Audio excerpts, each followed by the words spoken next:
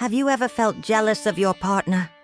Maybe you've seen them talking or laughing with someone else, and suddenly something inside you stirs.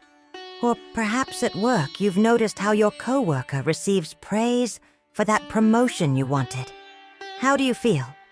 Jealousy, insecurity, feelings that we sometimes try to hide, but which can control us if we don't understand them. Today, we're going to explore how Buddhism invites us to face these emotions in a different way, transforming them into tools for personal growth. We'll see how we can learn to let go, accept, and live with compassion. Think about it for a moment. We've all felt jealousy or insecurity at some point in our lives. It could be in our relationships, at work, or even with friends. But have you ever wondered where these feelings come from? Buddhism teaches that jealousy and insecurity are nothing more than manifestations of our attachment to the self, to that identity we feel we must protect. This self tells us that we must be the best, the most loved, the most successful. But when something or someone threatens that idea, we feel insecure. We ask ourselves, am I enough?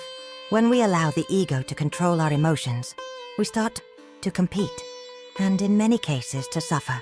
Insecurity arises because we fear losing something we consider ours, while jealousy comes from the fear of not being good enough in comparison to others. According to Buddhism, the root of all suffering is attachment. We cling to people, to situations, and especially to the idea that we must possess or control things to be happy. And this is what generates suffering. We believe that if we have something, whether it's someone's love or a position at work, then we'll be complete. But the truth is, everything is impermanent. Life is constantly changing, and when we try to hold on to what is temporary, we suffer. Imagine trying to hold water in your hands. The tighter you squeeze, the faster it slips away. The same happens with people and situations. We can't possess or control them. In Buddhism, one of the most important teachings is that of non-attachment. But what does it really mean to detach? Many people think that detachment is about not caring or losing interest. But detachment is more about acceptance. Acceptance that we do not control people or situations. It doesn't mean we stop loving or committing. It means we understand that people are free, and love or success cannot be possessed. Practicing detachment is like cleaning a cluttered room. By letting go of things that no longer serve us, we create space for something new, something fresh. In the same way, when we let go of the need to possess or control, we create space in our mind and heart for peace and acceptance.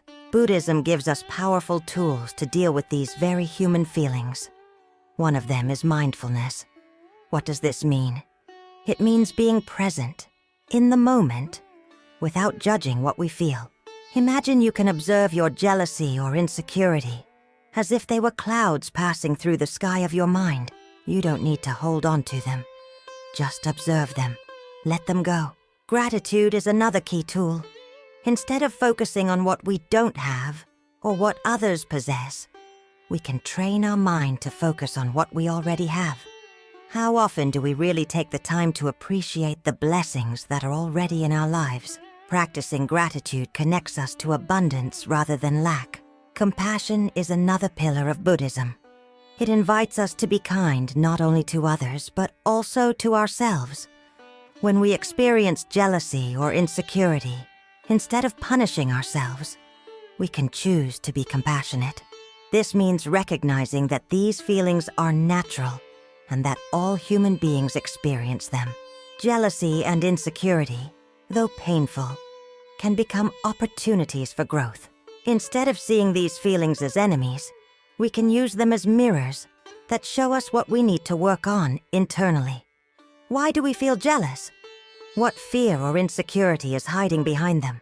By asking ourselves these questions and practicing self-exploration, we can begin to heal the wounds that make us feel insecure.